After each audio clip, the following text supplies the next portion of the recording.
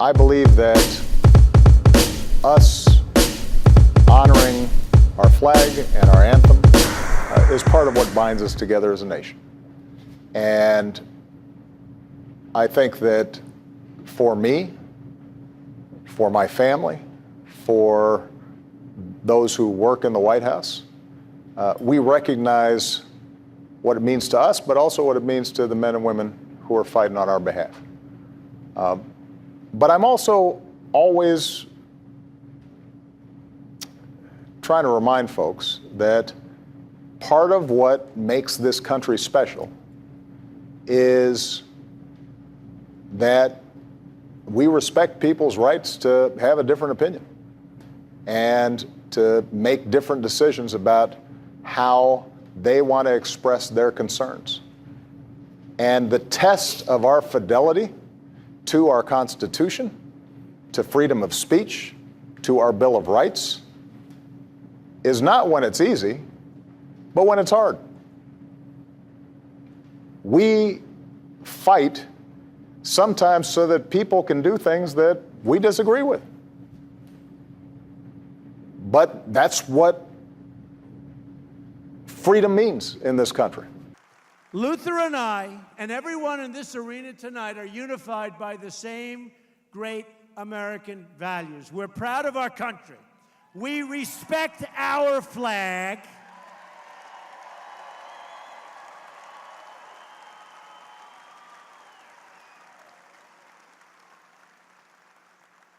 Wouldn't you love to see one of these NFL owners, when somebody disrespects our flag, to say, get that son of a bitch off the field right now, out, he's fired. He's fired!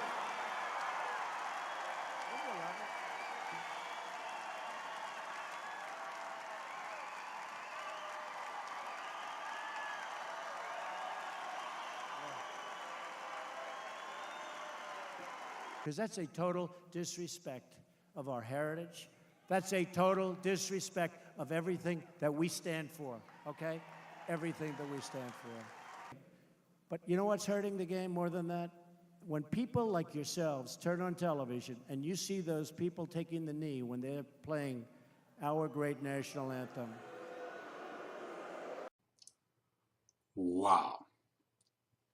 For me, this was the most extreme and offensive thing that Trump has said so far. And he's said a lot of offensive things. If you listen, he just called all African Americans SOBs, son of a bitch.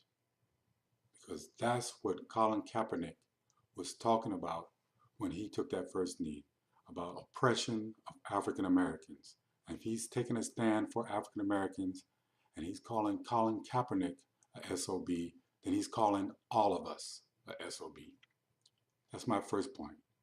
My second point, this is the President of the United States who just made an argument that the First Amendment does not have to be respected by employers.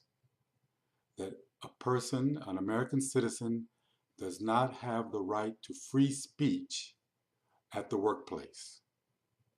That owners, employers should be able to and should fire people whose political views do not agree with his. Number three, he used our and we several times, our flag, our heritage. He's not talking about us. He's not talking about me. He's not talking about African Americans. He's not talking about Latino Americans. He's not talking about Asian Americans. He's talking about a subgroup of white Americans.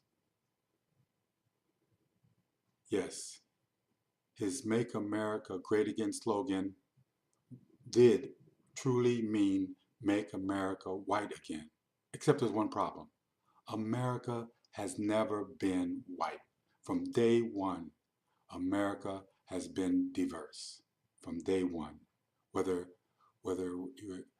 matter how you look at it, the people who lived here and who were living here at the time that America first became a country, there were Native Americans of all different types of ethnic groups. There were African Americans of many different ethnic groups that were brought here for different reasons, but we were here from the beginning. America has never been white. White people may have been the oppressors, but America has never been white. Thank you. And so, my hope would be that as this debate surfaces, we're always reminding ourselves that in a democracy like ours, there are going to be a lot of folks who do stuff that we just don't agree with. But as long as they're doing it within the law, then we can voice our opinion objecting to it, but it's also their right. And I think that it's also important for us to recognize that sometimes out of these controversies, we start getting into a conversation, and I want everybody to listen to each other. So I want Mr. Kaepernick and others who are on a knee, I want them to listen to the pain that may cause somebody who, for example, had a spouse or a child who was killed in combat, and why it hurts them to see somebody not standing. But I also want people to think about the pain that he may be expressing about somebody who's lost a loved one that they think was unfairly shot.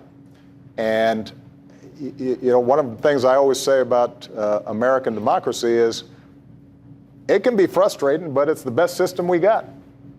And the only way that we make it work is to see each other, listen to each other, try to be respectful of each other, not just go into separate corners.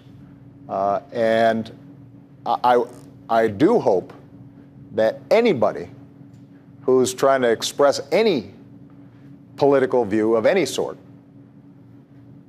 understands that they do so under the blanket of protection of our men and women in uniform, and that appreciation of that sacrifice is never lost.